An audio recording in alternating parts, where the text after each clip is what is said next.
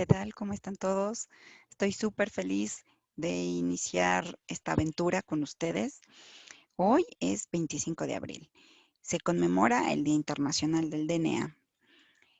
Y bueno, me pareció un buen día, un excelente día para iniciar un canal de YouTube, para iniciar una conversación en el mundo virtual con la gente interesada en el tema de la genética en México, pero bueno, no exclusivamente en México, ¿no?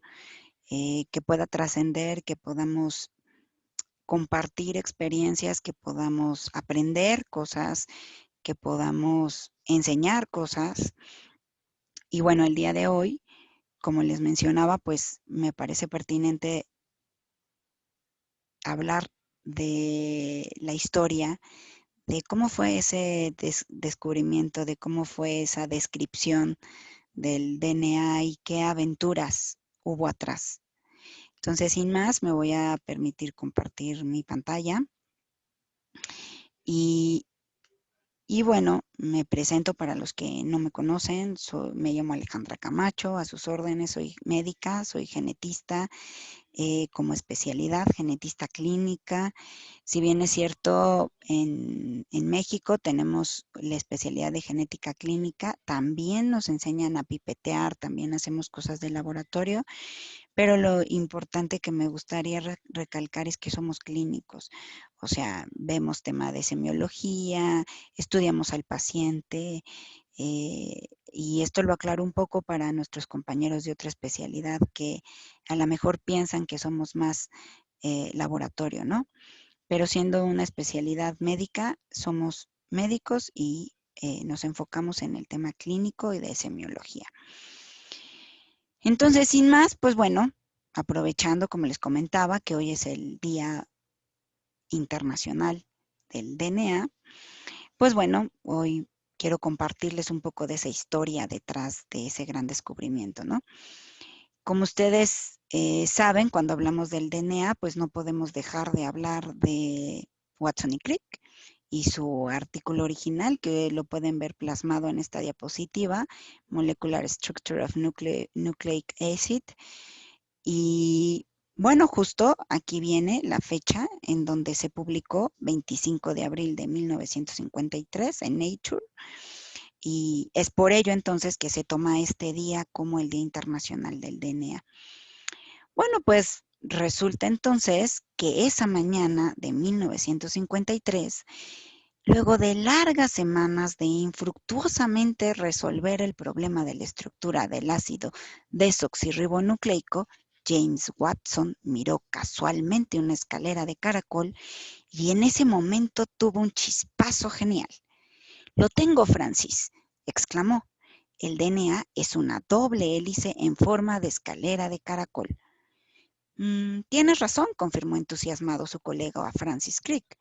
«Son dos cadenas enrolladas una alrededor de la otra». Suena bonito, ¿verdad? Pero no, la historia no fue así. No fue así como se descubrió la estructura de la molécula más famosa del mundo. Este es un pequeño fragmento tomado de un artículo de los mejores divulgadores de ciencia en el tema de la descripción del DNA, que se llama Martín Bolfín Olivera. Y realmente me gustó como, como una historia que puedes empezar a contar. Sin embargo, pues bueno, realmente así no fue. Así no fue como se describió esta molécula. En realidad, Watson y Crick tuvieron un chispazo, con, congregaron ya habían leído muchísimas cosas, habían leído muchísimos experimentos de muchos otros investigadores y es por ello que su artículo son 2 páginas, ¿no? Son menos de 900 palabras y en esas palabras ellos describieron lo que en aquel tiempo era una carrera justo contra el tiempo, porque había muchos investigadores en el mismo sitio estudiando lo mismo, ¿no? Eh, eh, y bueno, en este sentido, pues aquí pueden ver esta famosa fotografía tomada por Anthony Barrington Brown en el laboratorio de Cavendish en la Universidad de Cambridge. Y bueno, aquí tienen a Crick señalando la doble hélice con una regla de cálculo y esta es una foto icónica, ¿no? Su artículo empieza: deseamos sugerir una estructura para el DNA, la cual tiene nuevos hallazgos que son de considerable interés biológico. Pero como les decía, ¿no? La publicación de este artículo en realidad son años de investigaciones arduas y de afanosos investigadores que hicieron posible que estos dos investigadores resumieran todo lo que los demás ya habían hecho, ¿no? Pues como referencia, todo empieza con Mendel, con este monje austriaco que publicó los resultados de sus investigaciones con chícharos. Y bueno, no les puse una foto de Mendel específicamente, solo lo tomé como referencia, en donde él postulaba estas unidades individuales de herencia, ¿no? Que ahora conocemos como genes, ¿no?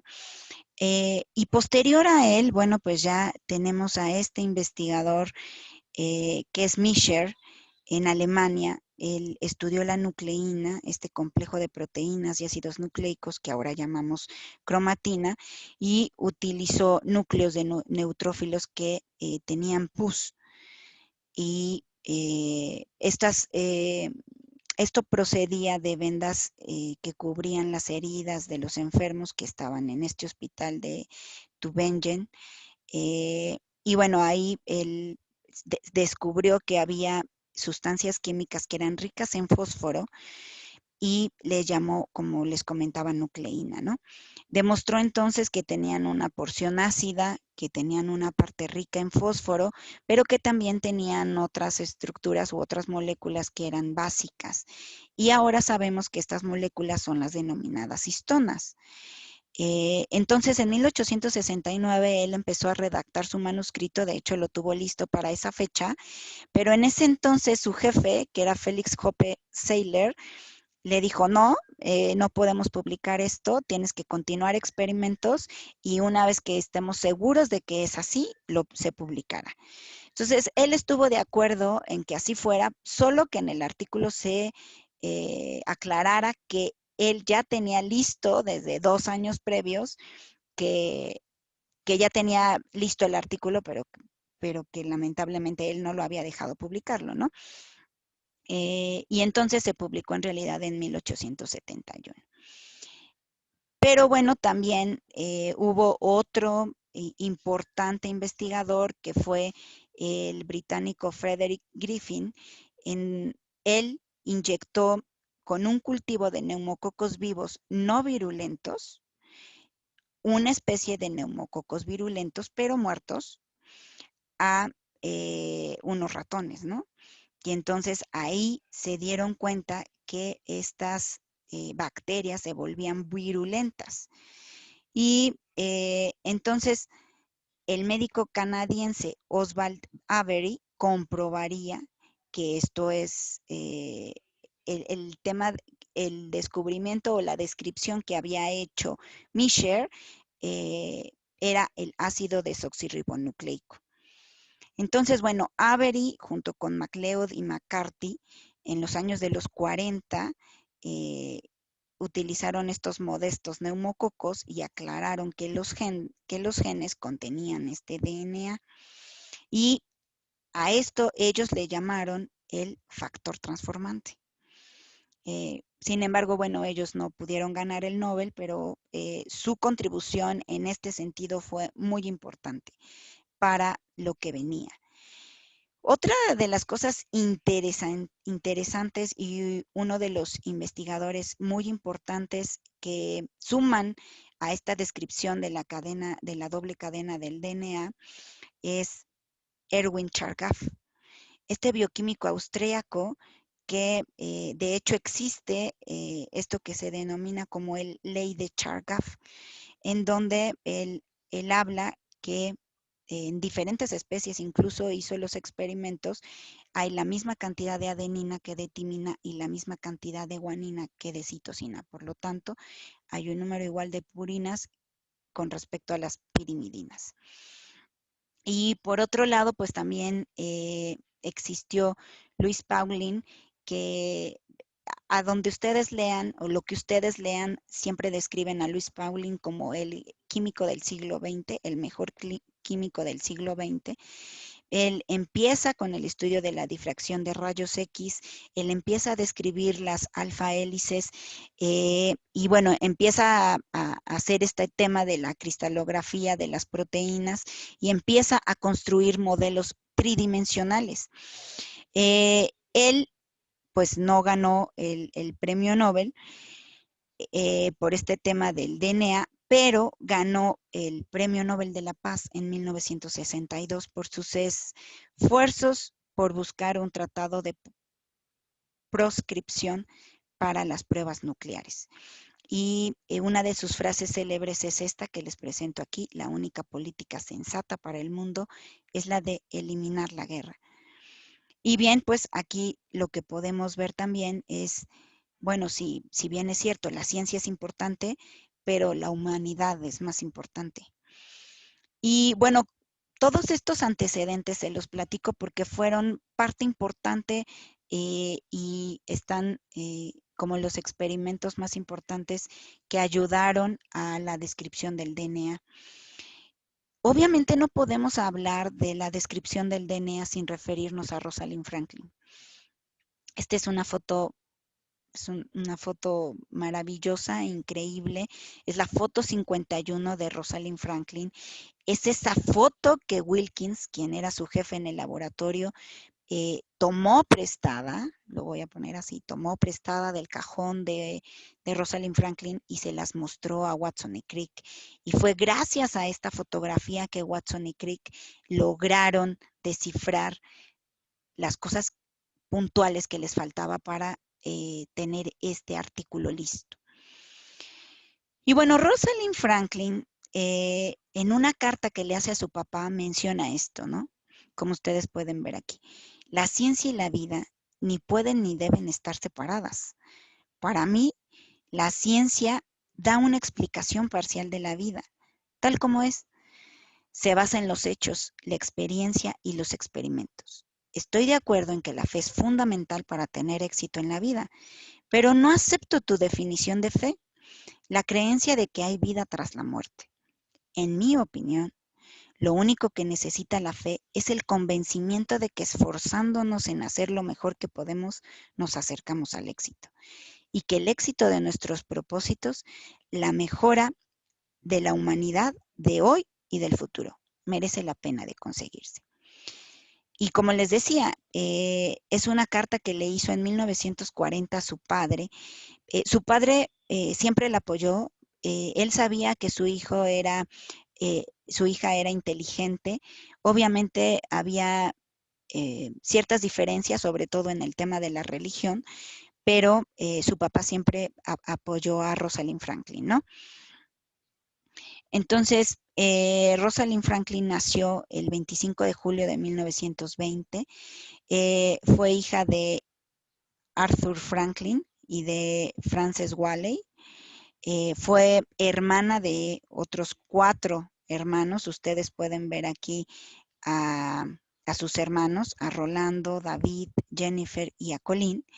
Y bueno, eran hijos de una familia adinerada, de clase alta. Entonces, bueno, pues ella no tuvo problemas en ese sentido.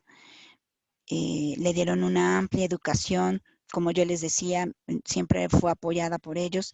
Ella entró a la Universidad de Cambridge a los 18 años para obtener su grado de licenciatura en química y ahí también hizo su doctorado. Ella era muy buena para las matemáticas, para la ciencia y para los idiomas. Sabía 3 idiomas, francés, italiano y alemán. Una de sus pasiones era el alpinismo, por eso la pueden ver en esta foto que fue tomada en 1940. Y ella ingresa a Newnham College en 1938, que era uno de los 2 colegios para mujeres en la Universidad de Cambridge. Y su mamá siempre la describió como una mujer o una chica que sabía a dónde iba y lo que quería. Y pues ella tuvo que enfrentarse también en esos años al tema de la Segunda Guerra Mundial. Ella también describe en una de sus cartas que prácticamente todo Cavendish había desaparecido, que la bioquímica estaba siendo dirigida en su totalidad por alemanes y ella pensaba que no iba a sobrevivir. Sin embargo, pues sí sobrevivió. Bueno, lo voy a poner entre comillas porque al final falleció de cáncer de ovario, pero bueno, ella en 1941 eh, obtuvo su licenciatura.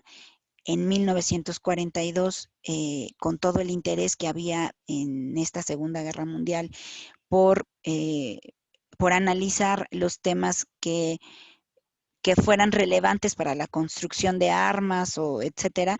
Entonces, a ella le asignan un proyecto de la utilización del carbono y ella analiza este tema, estudió la porosidad del carbono y así su tesis de doctorado se tituló La química física de los coloides orgánicos sólidos, con especial referencia al carbón. Aquí la pueden ver en 1949 en una foto.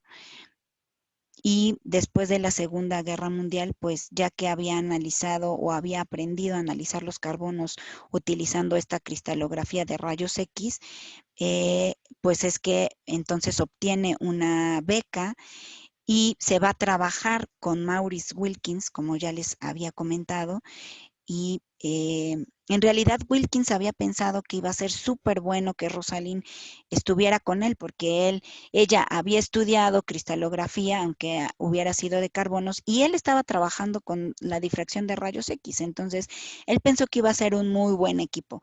Sin embargo, por situaciones diversas, sobre todo porque la ponen a trabajar con Randall y Randall da como mensajes equivocados a Wilkins, pues bueno, es que empiezan a diferir en opinión Rosalind Franklin con Wilkins y Rosalind no necesariamente le enseñaba todo lo que hacía de las investigaciones.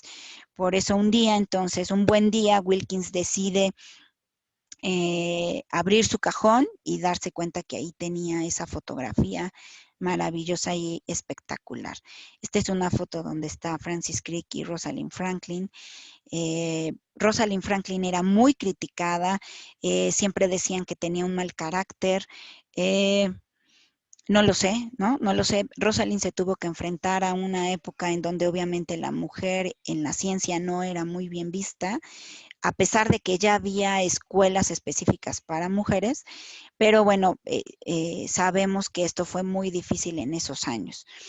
En realidad entonces tenemos que, como se realizó el experimento de una manera didáctica, pues bueno, había una fuente de rayos X, en medio estaba el DNA y por medio de los patrones de difracción de estos rayos X es que se logra obtener esta fotografía.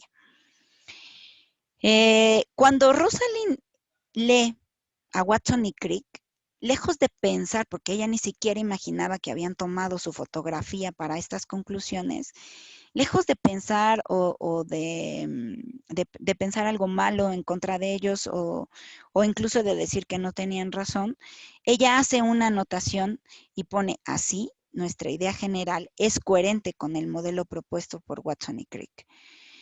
Entonces, bueno, ella, no sé, yo no sé, en todo lo que he leído, no describen que ella supiera si Watson y Crick tomaron esta fotografía para sus descripciones.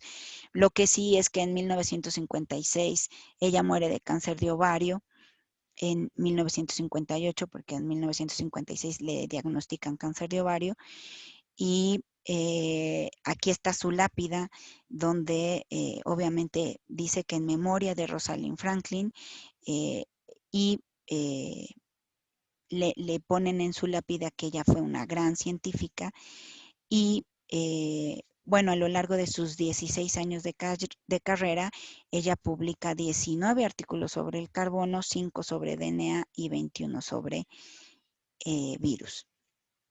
Al final, pues, eh, esta investigadora, Lynn Osman Elkin, escribe, hubo suficiente gloria en el trabajo de los cuatro, refiriéndose a Watson Crick, Wilkins y Rosalind Franklin, como para que pudiera ser compartida. Pero yo diría que lo que hubo en el descubrimiento de la doble hélice fue suficiente para que la estructura del ADN no solo sea una lección de intuición y de trabajo científico, sino una excelente fuente para evaluar el comportamiento de los científicos a la luz de la ética. Entonces, pues bueno, hay algunos artículos que dicen no sabemos qué hubiera pasado si los tres se hubieran unido, si Rosalind Franklin hubiera sido parte de esta descripción. Lo que sí sabemos es que tomaron esa fotografía sin el consentimiento de Rosalind Franklin y ya solo por ese hecho se hace difícil de aprobar, ¿no? Lo que también sabemos es que a Watson ya le retiraron el premio Nobel por hablar y por decir que la genética de los afroamericanos o de los africanos es, tiene una menor calidad que la del resto del mundo, y entonces, bueno, ahí también nos puede hablar un poco de su calidad en cuanto a ética estemos hablando, ¿no? No me quiero despedir sin antes decirles, porque a lo mejor ustedes han visto 1000 veces esta fotografía de difracción de rayos X y dicen, ¿cómo esa fotografía nos puede describir el DNA, no? Vean, entonces me encontré esta foto en donde nos explican detenidamente qué significan estas manchas, por llamarlas de alguna manera. Entonces, vean, ellos marcan el eje horizontal y de acuerdo a las manchas, pueden hablar de que este ángulo permite conocer la inclinación de la hélice, la distancia del centro hasta esta mancha intensa equivale al ancho de una vuelta de la hélice, y la distancia entre estas manchas muestra la separación entre dos pares de bases. El patrón en forma de X indica la presencia de una hélice. Y es entonces como se saca la conclusión de que el DNA es una doble cadena. Espero que este breviario cultural les haya sido útil y evidentemente esta descripción del DNA nos ha trascendido a nuestro mundo del día de hoy, a nuestro mundo actual. Primero con el desarrollo del proyecto del genoma humano, pero no basta con ello, sino además esto nos ha ayudado a entender migración y evolución no solo de los seres humanos, y en el tema específico de la medicina nos ha ayudado a los diagnósticos certeros, tanto de enfermedades genéticas hereditarias como de enfermedades genéticas no necesariamente hereditarias, y por ende al desarrollo de nuevas terapias, ya sea específicas por mecanismo de acción o incluso hoy día hablando de terapia génica. Les agradezco muchísimo que se hayan tomado el tiempo de escucharme hasta el final del video, y bueno, solo termino con esta frase de Maurice Wilkins, quien por ahí dijo, el ADN es como el oro de Midas, todo el que lo toca enloquece. Y en efecto, en su momento aplica para lo que pasó con ellos 4, pero además creo que también aplica para nosotros los que nos dedicamos a la genética, porque nos llena de pasión, nos llena de entusiasmo, nos llena de ganas de saber más y nos llena de muchas ganas de ayudar a nuestros pacientes y de apoyarlos con un diagnóstico certero para que con ello puedan tener ya sea un asesoramiento genético familiar, pero también para que podamos hablar con ellos de los pronósticos y de las opciones terapéuticas a los que ellos pudieran accesar. Pues muchas gracias. Fue un gusto haber compartido esto con ustedes y espero sus comentarios, espero que me digan qué les pareció y qué podemos ir trabajando de hoy en adelante. Hasta luego.